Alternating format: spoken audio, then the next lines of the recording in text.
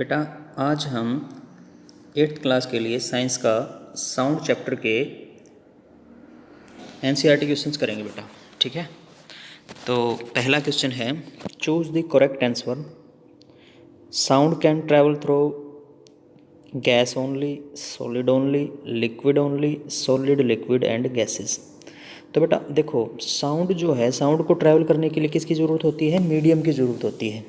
अब मीडियम तो ये तीनों हैं, सॉलिड भी मीडियम है, लिक्विड भी और गैस भी। तो साउंड तीनों में ट्रैवल कर सकता है। सॉलिड में सबसे फास्ट करेगा, फिर लिक्विड में, फिर गैस में। तो साउंड कैन ट्रैवल थ्रू पहले सॉलिड, फिर लिक्विड, फिर गैस। तो डी ऑप्शन सही है बेटा। ठीक है, चलो नेक्स्ट है, which of the following voice is likely to have minimum frequency. देखो बेटा, मैंने क्या कहा था कि भाई पिच जो है वो डायरेक्टली प्रोपोर्शनल है फ्रीक्वेंसी के। अगर फ्रीक्वेंसी ज़्यादा होगी तो पिच ज़्यादा होगी, फ्रीक्वेंसी कम होगी तो पिच भी कम होगी। अब देखो इसमें दे रखा है baby girl, baby boy, a man and A women. ठीक है बेटा, तो देखो जो वुमेन है उसकी पिच क्या होती है? सबसे ज़्यादा, मतलब मैन से ज़्यादा होती है। अब बेबी बॉय और बेबी गर्ल में जो बेबी गर्ल की सबसे ज़्यादा होगी। तो अगर देखा जाए तो इन चारों में सबसे ज़्यादा जो पिच किसकी होगी? बेबी गर्ल की। तो अगर पिच ज़्यादा है तो फ्रीक्वेंसी भी क्या होगी? ज़्यादा होगी। तो बेबी गर्ल की जो फ्रीक्वेंसी है वो सबसे ज़्यादा होगी इनमें। ठीक है ना। तो frequency of sound is directly proportional to its pitch and inversely proportional to its amplitude. The voice of an adult man of the lower pitch, उसकी पिच कम होती है, and high amplitude, amplitude high होता है in comparison to voice of the baby boy, baby boy की comparison में। तो a baby girl and a baby women, मतलब सबसे कम क्या है? A and A women. और सबसे कम क्या है हमारा? सबसे कम है जो मैन की है। ठीक है, तो the voice of baby girl is highest pitch, has a highest pitch among this group. तो सबसे कम किसकी होगी? मैन की होगी, और सबसे ज़्यादा किसकी होगी? बेबी गर्ल की होगी बेटा। ठीक है, तो पिच ज़्यादा होगी तो फ्रीक्वेंसी भी ज़्यादा होगी। नेक्स्ट है, ट्रू और फॉल्स बताने हैं बेटा। ठीक है, देखो पहला है, sound can not travel in vacuum. True है बेटा, साउंड के लिए तो किसकी ज़रूरत होती है? साउंड के लिए हमें ज़रूरत होती है मीडियम की, लेकिन वैक्यूम में तो मीडियम है ही नहीं, तो वैक्यूम में साउंड ट्रैवल नहीं कर सकता। दूसरा है, द नंबर ऑफ ऑसिलेशंस पर second of vibrating object is called its time period. Number of oscillations पर सेकेंड, तो ये बात सही है बेटा। ठीक है ना, सही है कि गलत है? द नंबर ऑफ ऑसिलेशंस पर सेकेंड, तो जो नंबर ऑफ ऑसिलेशन है पर सेकंड के हिसाब से वो बताना है कि भाई वो ट्रू है कि नहीं, वो किसके इक्वल है? टाइम पीरियड के इक्वल है। ट्रू है कि गलत है, ये बताना है हमें। ठीक है, तब ये बताओ फ्रीक्वेंसी किसके इक्वल होती है? नंबर ऑफ ऑसिलेशंस के। तो नंबर ऑफ ऑसिलेशंस पर सेकंड तो फ्रीक्वेंसी के इक्वल हुई, टाइम पीरियड के इक्वल तो है नहीं, और फ्रीक्वेंसी टाइम पीरियड का उल्टा होता है। तो ये क्या है? हमारा फॉल्स है। नेक्स्ट है बेटा, the amplitude of vibration in large sound is feeble. जितना ज़्यादा एम्पलीट्यूड होगा साउंड भी तो उतना ही ज़्यादा होगा। ठीक है ना, तो ये भी क्या है? फॉल्स है। नेक्स्ट है भाई, for human ear the Audible range is 20 to 20 kilo hertz. ये ठीक है, ह्यूमन ईयर के लिए ऑडिबल रेंज क्या होती है? 20 to 20 किलो हर्ट्ज़। ठीक है, तो हमारे जैसे साउंड तीन तरह के थे, अल्ट्रासोनिक, इंफ्रासोनिक और ऑडिबल। तो ऑडिबल रेंज कितनी है? 20 to 20 किलो हर्ट्ज़। तो ये बात क्या हमारी? ट्रू है। तो आगे देखो, the lower the frequency of vibration the higher is the pitch. ठीक है, यही बात ठीक है कि गलत है? द लोअर द, मैंने क्या बताया था कि पिच और फ्रीक्वेंसी क्या है? एक दूसरे के डायरेक्टली प्रोपोर्शनल हैं। तो अगर पिच ज़्यादा होगी तो फ्रीक्वेंसी भी ज़्यादा होगी, पिच कम होगी तो फ्रीक्वेंसी कम होगी, लेकिन इसमें तो उल्टा लिख रखा है, the lower the frequency of the vibration the higher is the pitch. ठीक है, तो ये क्या है हमारे पास? फॉल्स हो गया। Lower the frequency of vibration, frequency of vibration क्या होगी? कम होगी, तो पिच क्या होगी? ज़्यादा। इसमें तो ये बोल रखा है, लेकिन ये तो उल्टा होता है ना, पिच ज़्यादा होगी तभी जाके फ्रीक्वेंसी भी क्या होगी? ज़्यादा होगी। तो ये फॉल्स है बेटा। नेक्स्ट है, अनवांटेड और unpleasant sound is termed as music. ये भी गलत है, ये तो नॉइज़ होता है। जो अनप्लीजेंट साउंड है, जो हमें अच्छा नहीं लगता, जो साउंड, जो अनवांटेड जो साउंड होता है वो क्या कहलाता है? नॉइज़ कहलाता है ना कि म्यूज़िक। तो ये क्या है? फॉल्स है। नेक्स्ट है, नॉइज़ पॉल्यूशन में कॉज पार्शियल हियरिंग इम्पेयरमेंट। ठीक है बेटा, तो जो नॉइज़ पोल्यूशन है उसके कारण क्या हो सकता है? बहरापन हो सकता है। तो it can cause partial hearing impairment. चलो नेक्स्ट देखो, क्वेश्चन 4। इसमें है क्वेश्चन 4 में, सॉरी देखो, time taken by an object to complete one oscillation is called. देखो कितना एक ऑसिलेशन में जो टाइम लेता है वो क्या कहलाता है, टाइम पीरियड कहलाता है। और नंबर ऑफ ऑसिलेशंस क्या कहलाते हैं, एक पर यूनिट टाइम में फ्रीक्वेंसी कहलाती है। तो ये तो टाइम पीरियड हो गया। अब लाउडनेस मैंने बताया था डायरेक्टली प्रोपोर्शनल होता है किसके, एम्पलीट्यूड के। तो लाउडनेस किसके द्वारा डिटरमाइन किया जाता है, एम्पलीट्यूड के द्वारा। अब फ्रीक्वेंसी की यूनिट क्या होती है, हर्ट्ज होती है। अनवांटेड साउंड को हम क्या कहते हैं, नॉइज कहते हैं, ठीक है। तो shrillness of sound is determined by the frequency of the vibration.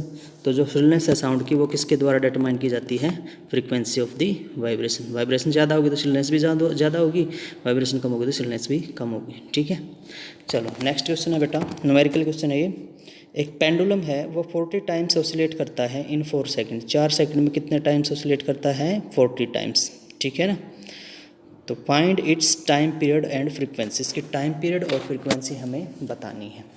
तो टाइम पीरियड क्या होता है बेटा, time divided by number of oscillations. तो 4 डिवाइडेड बाय 40, तो 0.1 सेकंड तो टाइम पीरियड आ गया, ठीक है। अब फ्रीक्वेंसी क्या है, टाइम पीरियड का उल्टा। तो टाइम पीरियड का उल्टा मतलब number of oscillation divided by time हो जाएगा, 40/4 हो जाएगा। तो वो कितना हो गया, 10 हर्ट्ज आ गया बेटा, ठीक है। चलो next, the sound from a mosquito is produced when its vibrates its wings at an average rate of 500 vibration per second.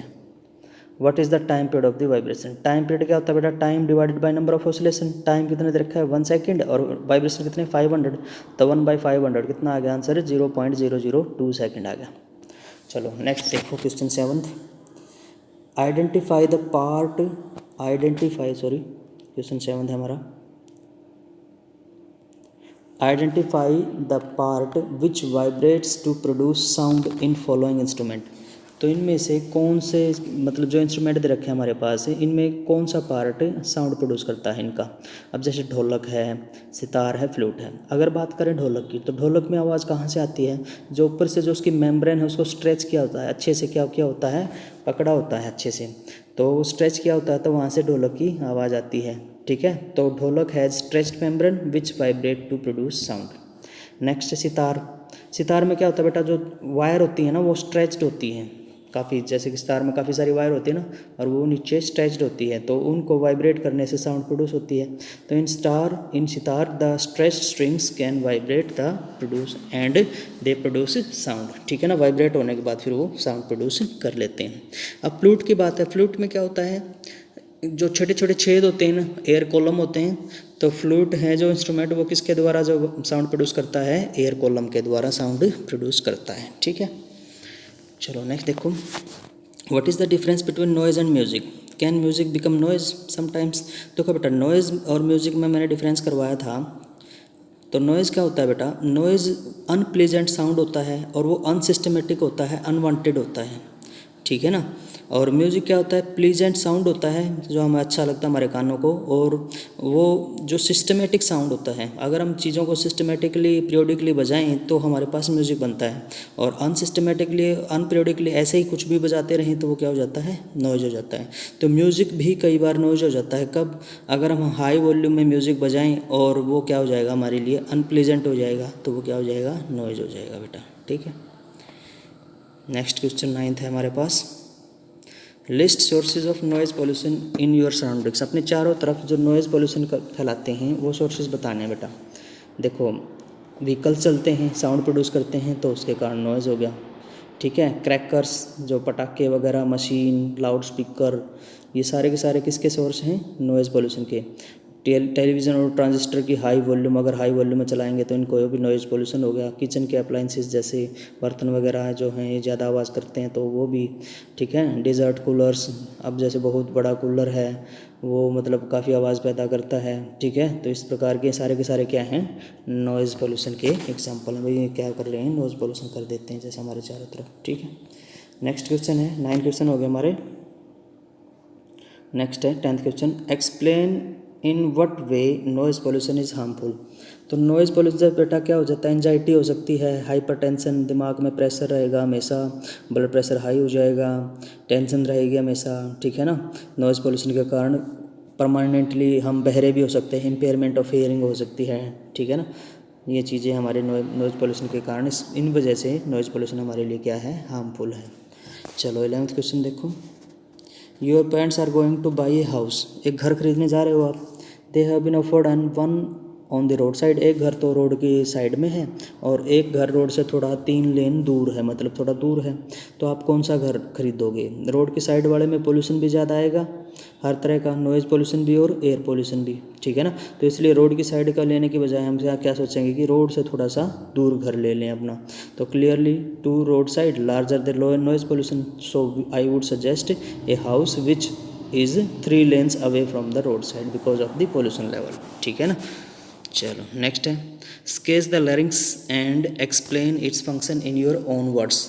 गले का स्केच बनाना है। एक तो गले, जो हमारा गला होता है जहाँ से आवाज़ निकलती है, और अपने वर्ड्स में उसके बारे में एक्सप्लेन करना है। देखो, तो गले का काम क्या है? मेन जो काम है वॉइस बॉक्स होता है इसके अंदर, ठीक है ना। तो वॉइस बॉक्स का काम क्या है? हम वॉइस प्रोड्यूस करना। हम जब बोलते हैं तो ये कहाँ से आता है? वॉइस बॉक्स से। वोकल कॉर्ड होते हैं उसके अंदर, ठीक है। और उन वोकल कॉर्ड से जैसे ही हवा पास करेगी तो हवा पास करने से जैसे क्या होता है, साउंड प्रोड्यूस हो जाती है।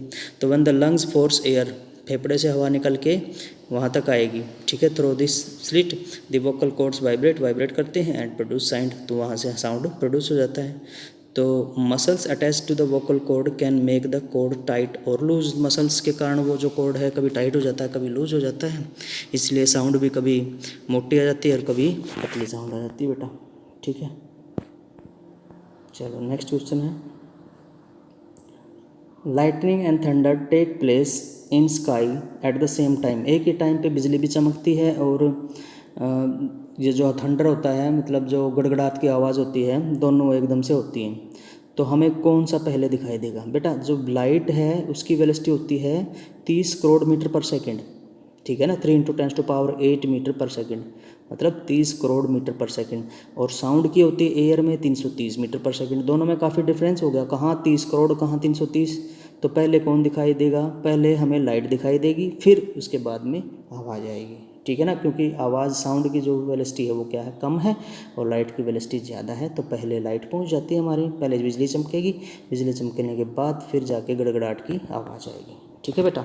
तो ये थे हमारे क्वेश्चन एनसीईआरटी के। 13 क्वेश्चन हैं, आपको कॉपी में करना है, पॉज कर करके आप देख सकते हो और कॉपी में लिख सकते हो।